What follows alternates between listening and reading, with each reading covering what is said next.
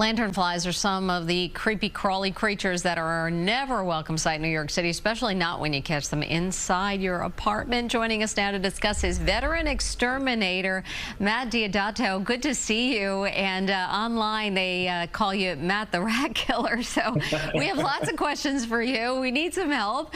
Let's start with this. We asked around just our newsroom and the examples of summer pests flooded in. Is this just our imagination, or are there really more creatures out there this time of year? Well, I'm going to say yes, definitely. The weather and the heat and humidity, which is the perfect environment and temperatures for these insects of all different types of insects that we have in New York City. So what you're saying is yes, there is a larger influx. You're just talking about the lanternfly. When greenery or your yards and your trees and your bushes and your perennials all start blossoming earlier than normal, these insects feed off of that. They are vegetation eaters. So yeah, as the weather makes the seasons a little longer, the warmer seasons warmer, these insects will thrive.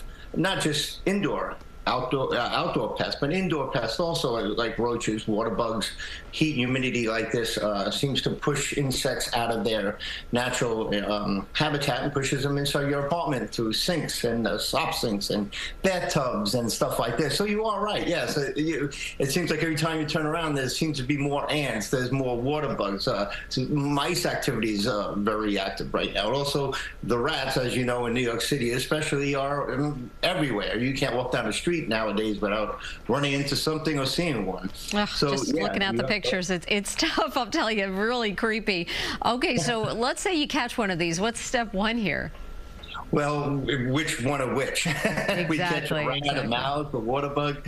You know, if it's mice or rats, the best thing you could do in your home is to see where they're coming in from. What's bringing a mouse or rat into your apartment? Most people live every day. You know, you get up in the morning, you eat breakfast, you're leaving food around, you're putting covers on your garbage pails. If you have young children, they're dropping their Cheerios or their candies around, or they're putting putting the dishes in the sink, or leaving food from the night before on a stove. These are the things that urban pests look for and thrive for. This is their food sources. It's not like they're living in the woods, or they're living in an environment that they have to search for their foods.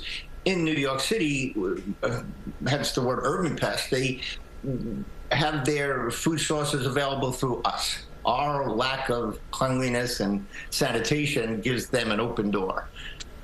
So if it's a routine problem, I mean, what can people do besides, you know, making sure there's not a crumb? I mean, there are other issues that these pests can get through, right?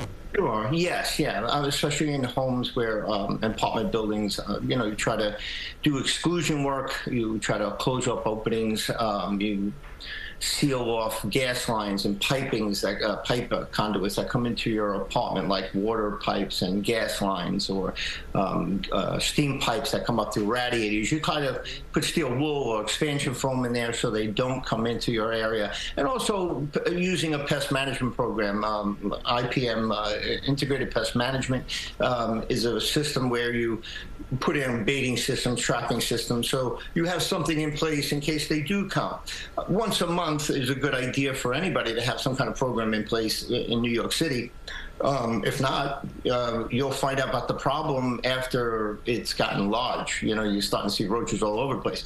Roaches can vary, matter on species, from 35 roaches to 44 roaches every time they give birth. You know, egg sacs will hatch. That's a lot of roaches overnight. If you have 2 roaches, egg sacs hatching, you have, you know, 80-something roaches running around your house. And that's in one day. That's how quick it could be. So. Oh boy, Matt. All right. Well, thank you very much. We'll continue to ask for your advice on all of this. We appreciate it. Thanks so much for joining us this morning. Thank you. Have a great day.